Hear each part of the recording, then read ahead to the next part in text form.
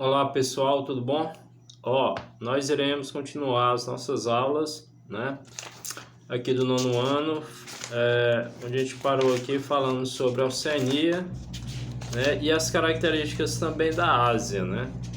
Esse é o tema da nossa aula. A gente está continuando o capítulo 9 do módulo 3, que fala da natureza e paisagens na Ásia e na Oceania, né? Esse é o tema trabalhado, né? O que nós já iniciamos. Hoje a gente ficou aqui para continuar na página 500, né? Para a gente continuar falando sobre as questões ambientais da Ásia e da Oceania, né? Lembrando-se que são questões que são discutidas no mundo todo, são temas abordados, né? São problemas ambientais que é recorrente de todo mundo, não só em especial da Ásia e da Oceania, mas sim, são questões ambientais, né? Problemas ambientais ocorridos no Brasil, né? Nos países sul-americanos, na América do Norte, enfim, na Europa, em todos os continentes, né? A recorrência do aumento do aquecimento global do planeta, né? E suas consequências. E aí é o que a gente vai ver hoje. A aula de hoje fala sobre as questões ambientais na Ásia e especificamente na Oceania, né?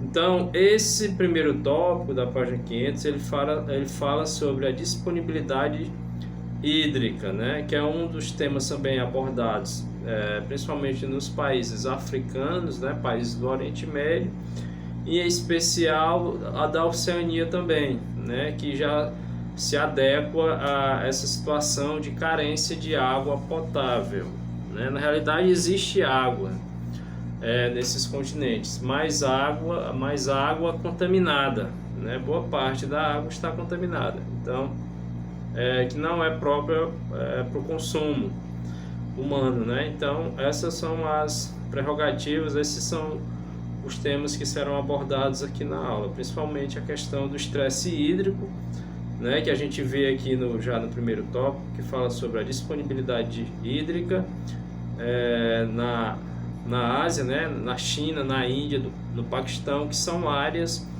onde são carentes de água, né, principalmente por conta da questão da contaminação da água, pelos agrotóxicos, contaminação da água pelo lixo, né. Então, o pouco que resta não é suficiente para a população, né. Então a demanda é grande, né, com relação à água, mas a quantidade da água em si é pouca, né? A procura é grande, mas a quantidade de água potável boa para o consumo, ela é mínima, né? Então é um dos problemas também, né, que afetam não só a Ásia, não só a Oceania, como o mundo todo, né? Ainda bem que nós vivemos no Brasil, né? Assim, ainda bem porque nós somos privilegiados realmente, né? O Brasil está em seu território, tem muitos rios, né? Mas há que se preocupar com a questão da contaminação, porque também no Brasil tem muitos rios contaminados, né? Assim como a gente está falando aqui da aula sobre a China, a Índia, o Paquistão, né? Que são regiões, não, que são áreas onde estão muito contaminadas, né? Por conta da questão do lixo, por conta da utilização dos agrotóxicos na lavoura de forma indiscriminada. Tudo isso contribui para a contaminação do solo, consequentemente contaminação da água, né, que eles bebem. Então é algo a ser discutido, não só lá, né, mas também no mundo. Todo mundo tem o conhecimento de que, né, daqui para as próximas décadas ainda esses países principalmente serão mais carentes ainda de água, né, por conta da questão da contaminação. O outro tópico fala da redução do maral, né? Que é outra característica também, mas aqui mais voltado para a questão do processo de desmatamento e também o processo de assoreamento, né? Ele fala com relação também às fontes de recursos hídricos dessas áreas, né? Que apresentam também estresse hídrico, ou seja, a pouca água, né? Abundância de água para a população, para os países daquela região e, consequentemente, o esgotamento, né? Certo? Inclusive, nós temos algumas imagens aqui que mostram a redução do mar Aral, né, na Ásia, na Ásia Central principalmente, né? E antigamente era abundante esse mar, hoje praticamente não existe mais, né? A cada ano que passa ele está se reduzindo ainda mais, né? Então é um dos problemas também na região do Oriente Médio, né? Principalmente na Ásia Central. A gente vai ver também na página 501 a questão do desmatamento, né? Que é a retirada vegetal original da vegetação, consequentemente os impactos são grandes também, né? Inclusive no material de vocês existem imagens, né, para vocês visualizarem no que diz respeito à questão das áreas que estão desmatadas para cultivo, principalmente aqui ele fala especificamente nas ilhas de Bornéu e Nova Guiné, né? Como na Ásia continental e no arquipélago da Oceania também. Desmatamento intenso dessa área, vocês vão ver aí no livro de vocês, ó. Inclusive tem dizendo aqui, área desmatada para cultivo de palmeira de dendê, né? Então aqui eles desmatam para o cultivo da palmeira de dendê, porque é um óleo que tem valor de mercado, né? Um óleo comestível que é muito utilizado na indústria alimentícia. Então eles fazem o desmatamento para plantar a palmeira de dendê, né? Para retirar o óleo de dendê. E específico lugar, né? Em Kalimantan, na Ilha Bornéu, isso aqui é de 2014. Então diz assim, ó, estimativas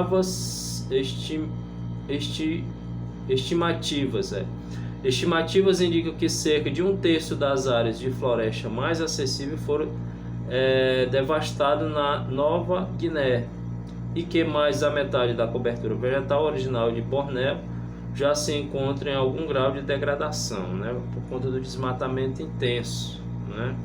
Então daqui a um tempo esse solo também não tem mais nem vida, né? Não tem nem mais perspectiva para o plantio do dendê, se continuar dessa forma. Outro problema também, ainda na página 501, ele fala sobre a questão do desmatamento, né? Que é provocado também pela questão da extração da madeira, né? Devido à atividade extrativista da região. Então ele fala na questão das populações tradicionais que são prejudicadas, né? Com base na questão do extrativismo e da pesca, certo? Fala mais também na questão da emissão do CO2 na atmosfera, né? Que é o dióxido de carbono, certo? Que aumenta também na Ásia, né? Então algumas cidades, por exemplo, na China, né? Antigamente a poluição era muito intensa, né? Porque eles utilizavam muito a questão do carvão, o carvão vegetal, né? Ainda hoje existem cidades que é muito poluidoras na China, mas comparado antigamente, né? A política ambiental bateu forte em cima da China, principalmente dos países onde tem muitas indústrias, né, poluidoras, e aí reduziu um pouco mais a questão da contaminação dessas áreas, né, principalmente da China, por conta da emissão da fumaça, do dióxido de carbono, né? Então o texto também fala sobre isso, do aumento da emissão do CO2, o dióxido de carbono na atmosfera, certo, pessoal? Então, ainda na página 501, ele fala do óleo da palma e a devastação das florestas tropicais, né? O texto fala novamente na questão do azeite do dendê, que é um óleo natural, né, produzido com base na palmeira de dendê. Atualmente é o principal óleo produzido e comercializado em todo o mundo, né? Então atende à demanda da indústria alimentícia e de cosmético, né, o dendê. Então é um óleo muito vendido aí de valor bastante significativo, né, para os países produtores do dendê, certo? E lá embaixo ele fala também da questão da grande quantidade de agrotóxicos, né, que os agricultores usam, provocando a contaminação do solo e dos recursos hídricos, né? Então essa questão do agrotóxico na lavoura prejudica muito, né, pessoal? Não só o solo, como também a água, porque a partir do solo é que a água infiltra, consequentemente essa água já está contaminada com química, né, com muito agrotóxico, consequentemente vai para o lençol subterrâneo, vai contaminar a água e vai contaminar a água de toda aquela nação, todo aquele país, né, que utiliza muito agrotóxico na lavoura, certo? Então, esses são os temas, né? Vocês vão ler aí, né? Não tá difícil assim, o final do texto, né? São temas recorrentes, são temas referentes a todos os países, né? Todos os países convivem com esse problema de degradação de solo, de contaminação de rios, né? De poluição atmosférica, dentre outros, né? Que é tema também que é abordado aqui na Oceania e na Ásia, né? Na região da Ásia, né? E a gente enfatizou muito essa questão da água, né? Principalmente na região do Oriente Médio, certo? Há muitos países que não têm água como o Brasil tem, como o nosso país tem, né? Que é rico em lençol subterrâneo e é rico em rios também, né? Então, ainda bem, né? Que nós estamos numa situação favorável, no que diz respeito também à questão da abundância de água, porque realmente tem muita água, só que tem que conservar, preservar a água, né? Para que as futuras gerações também possam usufruir dessa água boa para o consumo, né? Por enquanto, em muitos rios brasileiros, essa água ainda dá para consumir, né? Na página 502 fala sobre degradação do solo, né? Na região da Ásia e da Oceania, né? Novamente a questão da agricultura, né? Algumas áreas também, ele mostra a área próxima a Qinghai, na China, que passa pelo processo de desertificação, ou seja, uma área que não tem floresta, não tem mata, né? A cada dia vai se tornando cada vez mais árida, consequentemente esse solo também vai perdendo vida e vai se tornando só areia, né? Daqui a pouco não dá mais nem para cultivar por conta de não ter a cobertura vegetal, né? Porque a cobertura vegetal faz todo esse equilíbrio climático também, toda a preservação do solo também, né? Além de adubar também o solo, fazer com que o solo tenha mais vida, né?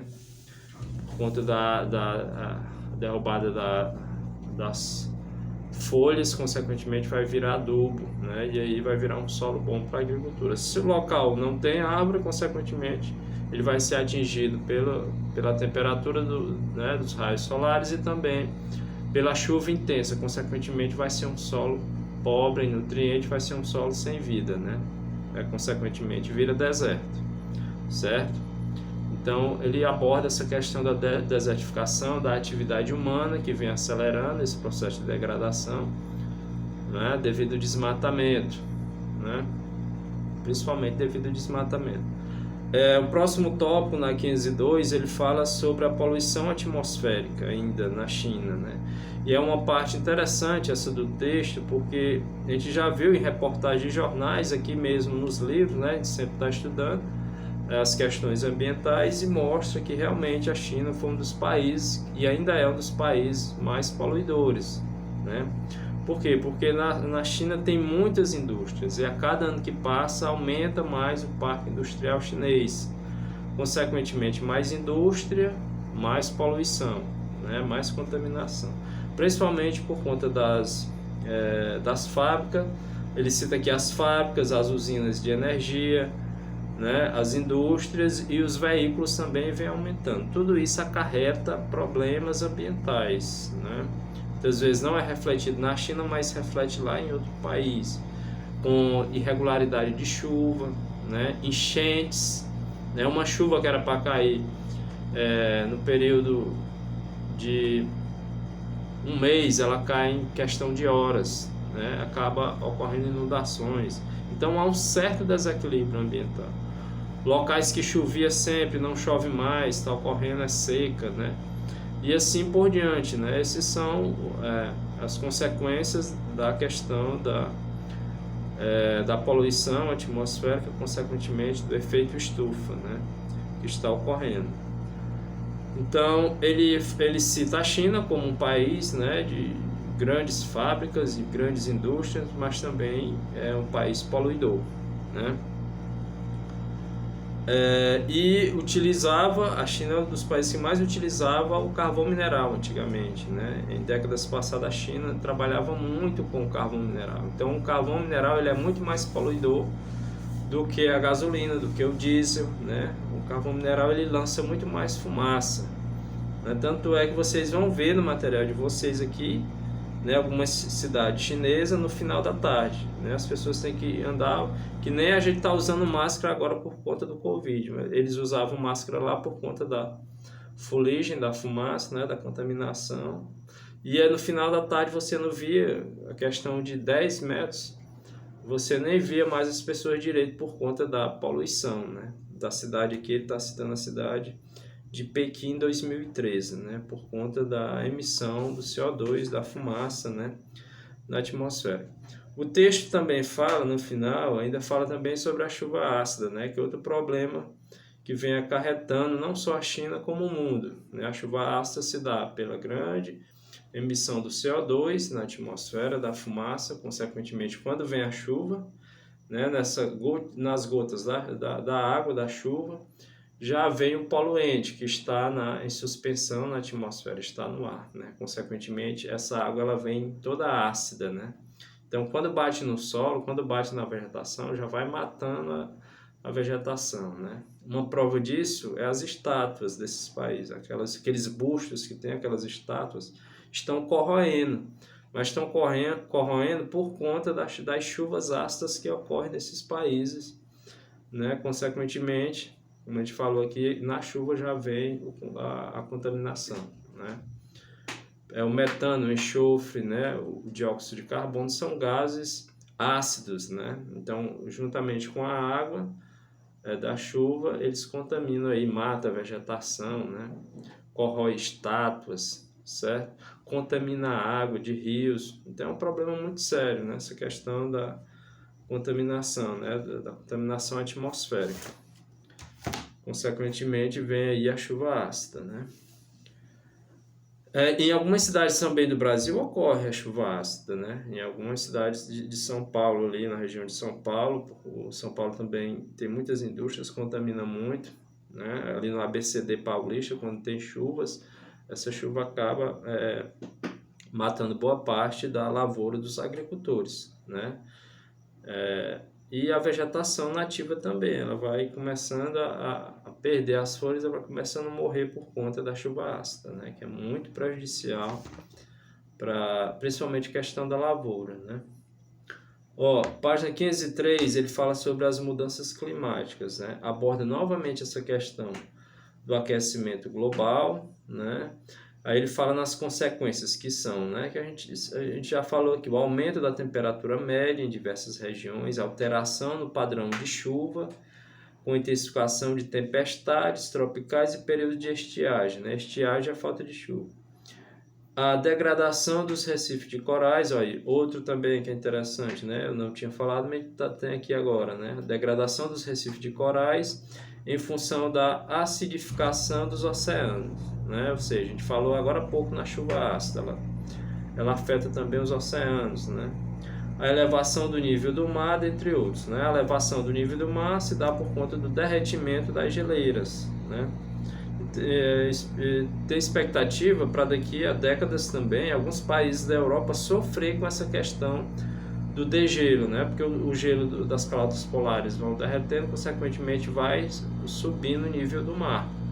Então algumas cidades que já são baixas, né, praticamente ali ao nível do mar, vão desaparecer, porque vai aumentar o nível da água e vai inundar principalmente regiões litorâneas, como já está ocorrendo, né, em alguns países europeus. Então é um fato muito interessante, mas também muito preocupante, né, para o mundo, assim, com relação à questão do derretimento das geleiras, né, da chuva ácida, dentre outros problemas que ocorrem por conta do aquecimento anormal do planeta, né. Agora, a Aliança contra o Aquecimento Global, esse é o último tópico, né? Ele vai falar dos protocolos que foram criados, né, para reduzir a emissão dos gases estufas. Eles citam aqui, o Protocolo de Kyoto, né, de 1997. O Protocolo de Kyoto foi sugerido no Japão, né, as nações mais ricas, os países mais poluidores participaram dessa conferência, que tinha como objetivo reduzir pelo menos 5% a emissão do CO2 na atmosfera, que é o dióxido de carbono, né? Um dos países que não assinou o tratado foi o Japão.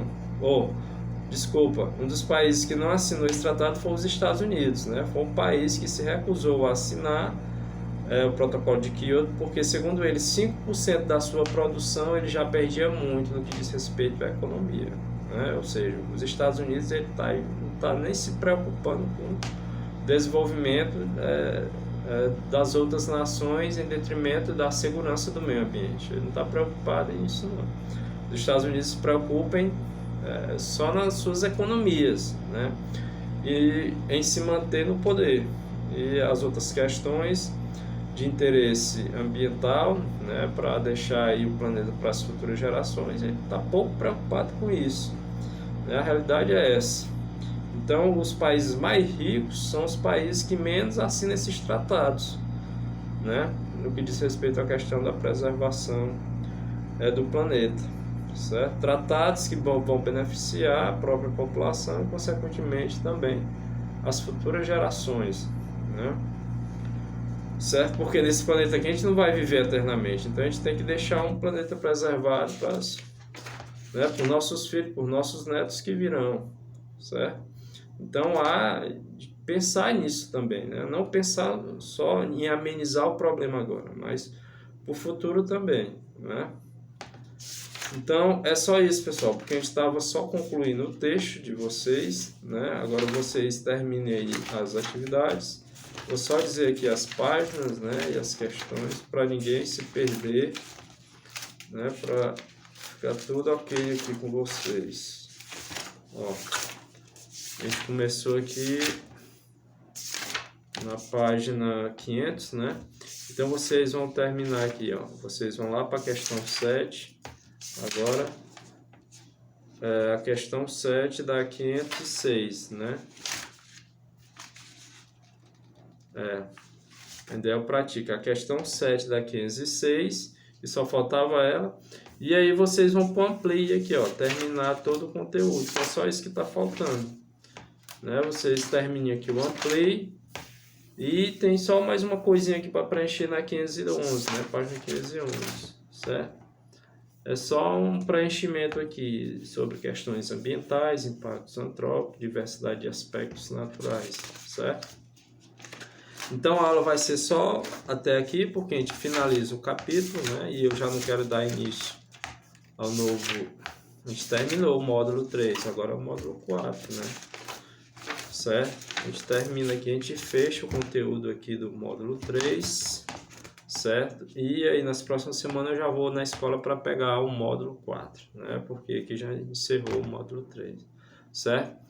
Pessoal, vou ficando por aqui. Espero que vocês respondam as atividades, né, para me enviar, para a gente poder fazer análise aqui e acompanhando vocês aí direitinho, certo? Tchau, até a próxima aula.